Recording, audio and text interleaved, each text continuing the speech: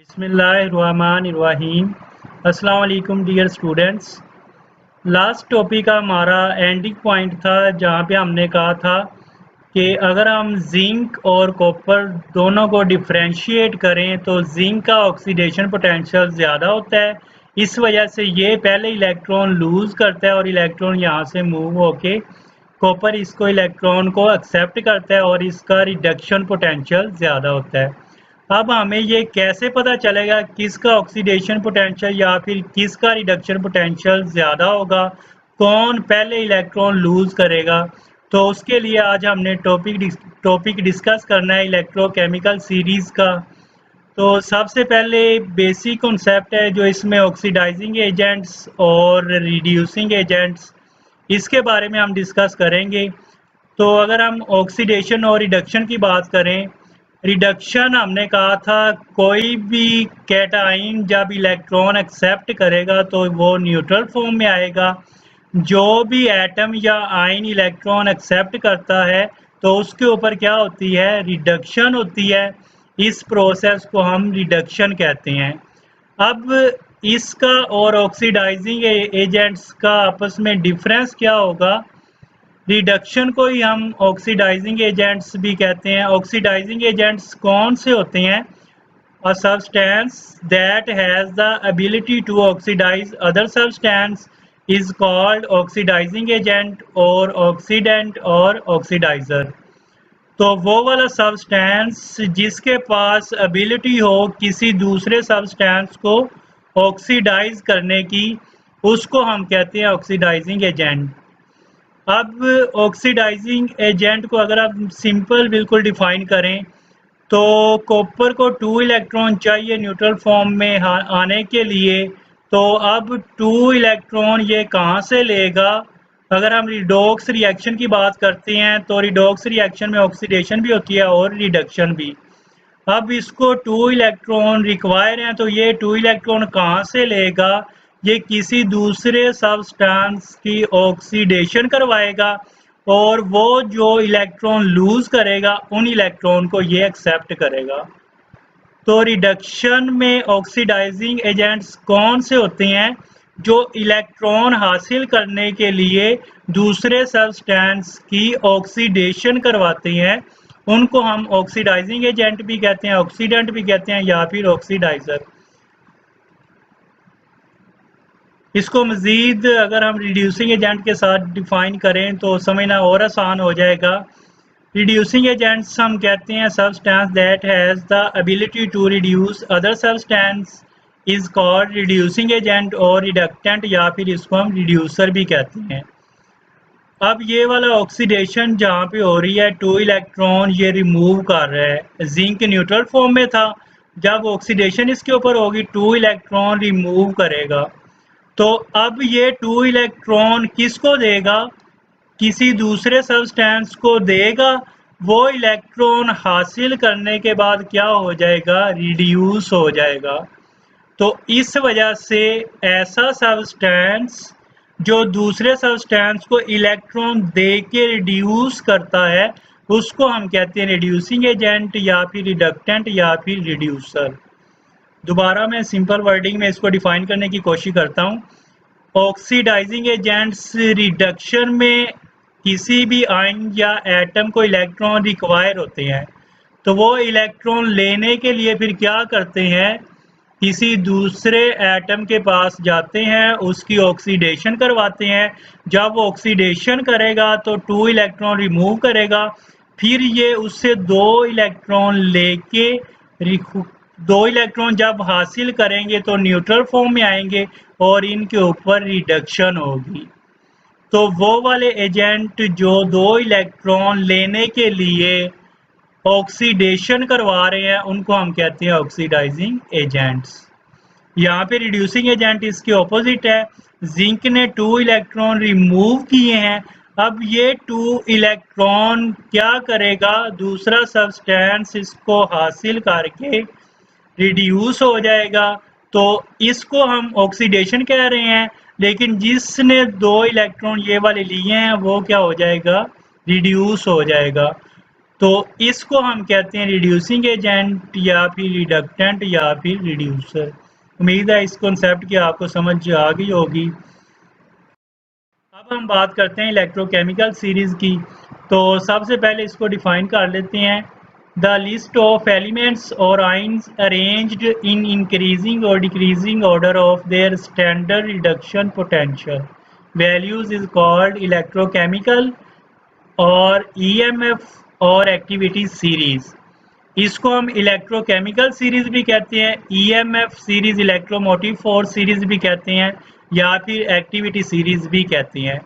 अब ये कौन सी सीरीज है जिसमें एलिमेंट्स या आइंस को अरेंज किया गया है? कैसे अरेंज किया गया? इंक्रीजिंग ऑर्डर में या फिर डिसेंडिंग ऑर्डर में? इंक्रीजिंग टॉप टू बॉटम, नीचे की तरफ इंक्रीज हो रहा है, इसको ही हम डिसेंडिंग ऑर्डर भी कहते हैं, टॉप टू बॉटम। तो ये कैसे इसमें इंट्रोड्यूस करवाए गए एलिमेंट्स, इसको कैसे डिसेंडिंग ऑर्डर में प्लेस किया गया? तो ये वाला स्टैंडर्ड रिडक्शन पोटेंशियल की बेस पे इन एलिमेंट्स को या फिर आइंस को इनके स्टैंडर्ड रिडक्शन पोटेंशियल की बेस पे top to bottom descending order में प्लेस किया गया। इस सीरीज को हम इलेक्ट्रोकेमिकल सीरीज या फिर इलेक्ट्रोमोटिव फोर्स सीरीज या फिर एक्टिविटी सीरीज भी कहते हैं। अब इसमें जैसे हमने बात की है स्टैंडर्ड रिडक्शन पोटेंशियल, तो रिडक्शन जिनके ऊपर होती है वो कौन से एजेंट्स होते हैं? उनको हम कहते हैं ऑक्सीडाइजिंग एजेंट, जो पीछे अभी हमने डिफाइन किया है। तो रिडक्शन पोटेंशियल को हम ऐसे भी कह सकते हैं कि ये ऑक्सीडाइजिंग एजेंट्स हैं। अगर reduction potential, standard reduction potential top to bottom increase हो रहा है तो इसका मतलब है ऑक्सीडाइजिंग एजेंट की पावर भी क्या हो रही है? इंक्रीज हो रही है। इसके अलावा इसका जो ऑपोजिट है ऑक्सीडाइजिंग एजेंट, उनको हम कहते हैं रिड्यूसिंग एजेंट्स। मींस ऑक्सीडेशन की जो वैल्यूज होगी वो बॉटम टू टॉप इंक्रीज करेगी। रिडक्शन या फिर ऑक्सीडाइजिंग एजेंट की strength top to bottom increase हो रही है, जबकि ऑक्सीडेशन या फिर जो रिड्यूसिंग एजेंट है वो इसके ऑपोजिट है, वो बॉटम से टॉप की तरफ है। तो अगर हम ऊपर से नीचे की तरफ आए रिडक्शन पोटेंशियल इंक्रीज होगा, अगर नीचे से ऊपर की तरफ जाएं तो ऑक्सीडेशन पोटेंशियल इंक्रीज होगा। अब यहाँ पे एक वर्ड है, एक तो हमने स्टैंडर्ड रिडक्शन पोटेंशियल की बेस पे जो इसको अरेंज किया है, इसको हम यूपिक या फिर IUPAC रूल, इसके अकॉर्डिंग रिडक्शन पोटेंशियल की बेस पे, स्टैंडर्ड रिडक्शन पोटेंशियल की बेस पे इन एलिमेंट्स को हमने अरेंज किया है। अब इसके लिए स्टैंडर्ड वर्ड किस वजह से आया है? क्योंकि इन एलिमेंट्स के लिए जो कंडीशन थी वो स्टैंडर्ड कंडीशन है, मींस 298 केल्विन टेम्परेचर या इसको 25 डिग्री सेंटीग्रेड भी हम कहते हैं। प्रेशर 1 atm होगा सोल्यूशन में, अगर गैस फॉर्म में भी कोई है तो। इसके अलावा इसका जो सोल्यूशन होगा वो 1 मोलर होगा।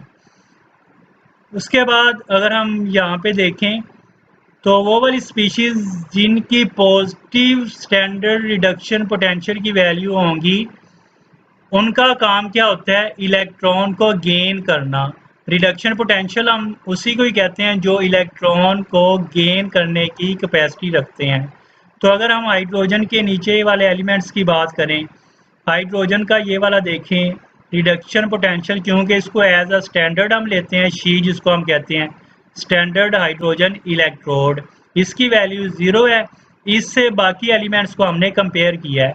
अब नीचे ये वैल्यूज रिडक्शन पोटेंशियल की हमारे पास पॉजिटिव हैं, इसका मतलब है हाइड्रोजन से नीचे स्टैंडर्ड रिडक्शन पोटेंशियल की वैल्यूज इंक्रीज हो रही हैं, इस वजह से इनका साइन भी पॉजिटिव है।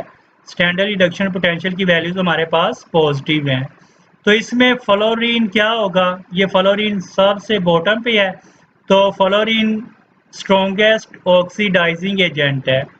हमने बात की है top to bottom oxidising agent की स्ट्रेंथ इंक्रीज करती है, तो ये सबसे स्ट्रॉन्गेस्ट ऑक्सीडाइजिंग एजेंट है। या फिर रिडक्शन पोटेंशियल हम कहेंगे कि इसका सबसे ज़्यादा है।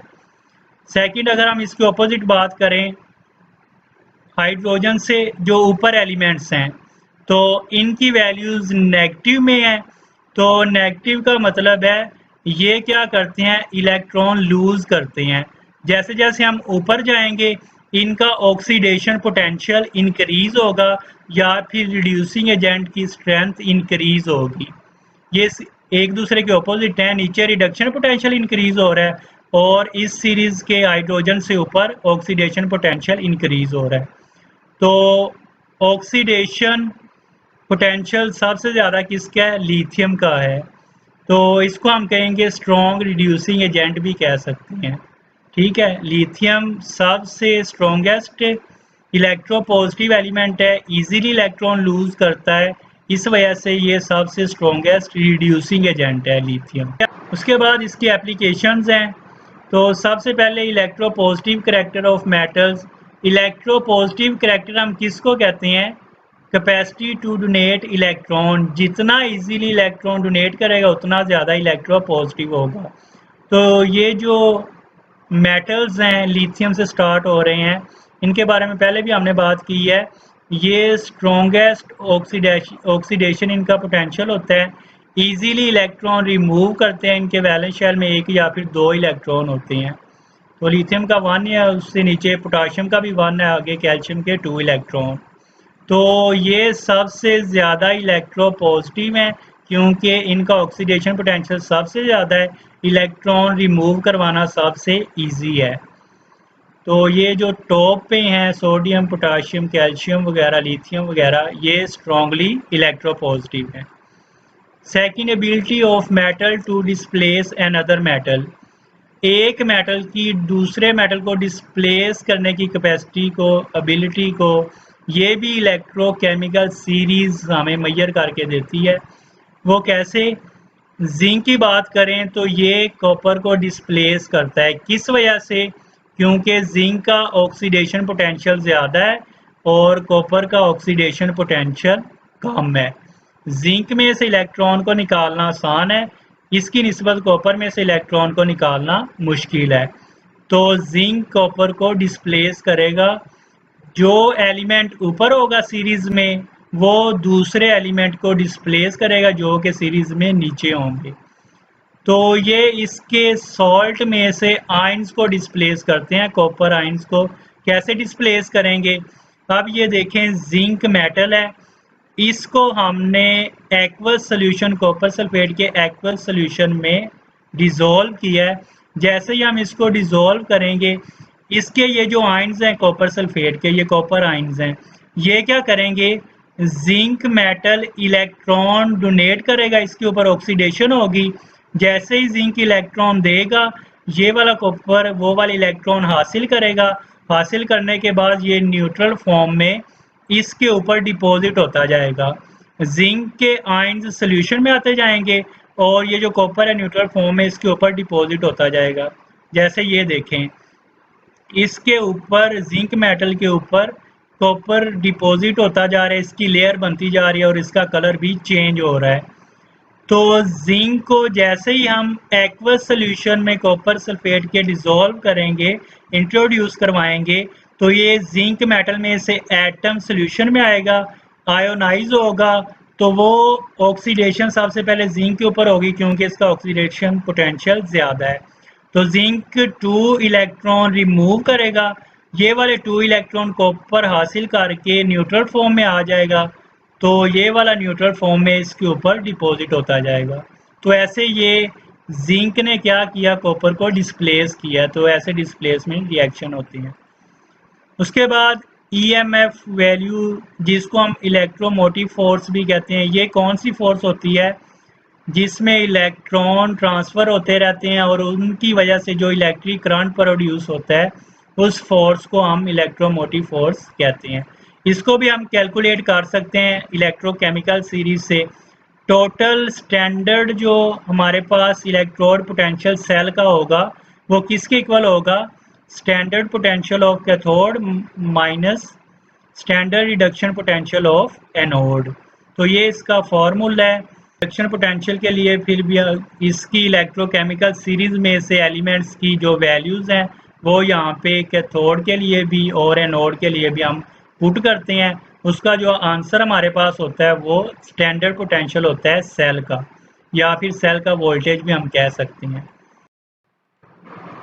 उसके बाद नेक्स्ट एप्लीकेशन है फिजिबिलिटी ऑफ रिएक्शन के बारे में हमें बताता है कौन सा रिएक्शन हो सकता है और कौन सा रिएक्शन नहीं हो सकता। अगर तो स्टैंडर्ड इलेक्ट्रोड पोटेंशियल की जो वैल्यू है, स्टैंडर्ड रिडक्शन पोटेंशियल भी कह सकते हैं, अगर तो ये हमारे पास नेगेटिव क्वांटिटी है उसका मतलब है रिएक्शन नहीं होगा। किस वजह से नहीं होगा रिएक्शन? जैसा कि ये हमारे पास क्वेश्चन है एक, अगर कॉपर और जिंक इनका हमने रिएक्शन करवाया है तो ये रिएक्शन हो सकता है या फिर नहीं हो सकता। अब इसमें क्या हो रहा है, कॉपर के ऊपर रिडक्शन हो रही है, ये 2 इलेक्ट्रॉन ले रहा है, सॉरी कॉपर के ऊपर ऑक्सीडेशन हो रही है क्योंकि ये 2 इलेक्ट्रॉन लूज कर रहा है, और जिंक के ऊपर रिडक्शन हो रही है क्योंकि ये 2 इलेक्ट्रॉन हासिल कर रहा है। तो कॉपर के ऊपर ऑक्सीडेशन और जिंक के ऊपर रिडक्शन। लेकिन इसके बारे में हमने क्या पढ़ा है कि जिंक का ऑक्सीडेशन पोटेंशियल ज़्यादा होता है, इसके ऊपर ऑक्सीडेशन होती है। लेकिन अगर इसके ऊपर रिडक्शन हो और इसके ऊपर ऑक्सीडेशन हो तो उससे ये रिएक्शन हो सकता है या फिर नहीं, इसको हम चेक करते हैं। तो यहाँ पे इसकी वैल्यू हमारे पास अगर कॉपर के ऊपर ऑक्सीडेशन हो रही है तब इसकी वैल्यू हमारे पास -0.34 वोल्ट है। अगर जिंक के ऊपर रिडक्शन हो रही है तो उसके लिए इसका रिडक्शन पोटेंशियल -0.76। ये हमारे पास ऑक्सीडेशन पोटेंशियल कॉपर का और ये जिंक का रिडक्शन पोटेंशियल, क्योंकि इसके ऊपर यहाँ पे रिडक्शन है और कॉपर के ऊपर ऑक्सीडेशन है। टोटल रिएक्शन देखें सेल का, या सेल का वोल्टेज हमारे पास क्या आएगा, कैथोड का स्टैंडर्ड पोटेंशियल माइनस एनोड का। अब कैथोड हमारे पास, कैथोड पे क्या होती है, हमेशा रिडक्शन होती है। रिडक्शन यहाँ पे किसके ऊपर हो रही है, जिंक के ऊपर, तो इसका रिडक्शन पोटेंशियल हमारे पास -0.76 है। माइनस उसके बाद इसके ऊपर क्या हो रही है, ऑक्सीडेशन हो रही है कॉपर के ऊपर, लेकिन हमने इसको कैलकुलेट करने के लिए कौन सी वैल्यूज यहाँ पे पुट करनी है, स्टैंडर्ड रिडक्शन पोटेंशियल की।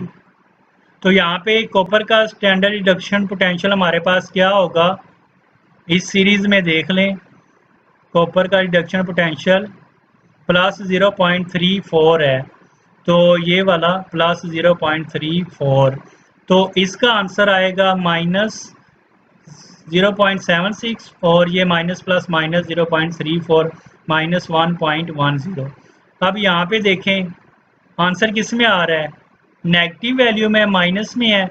इसका मतलब है कि ये वाला रिएक्शन नहीं हो सकता। किस वजह से, क्योंकि स्टैंडर्ड वोल्टेज जो सेल का वोल्टेज है उसकी वैल्यू कौन सी होनी चाहिए, पॉजिटिव होनी चाहिए। अगर नेगेटिव होगी तो रिएक्शन नहीं होगा।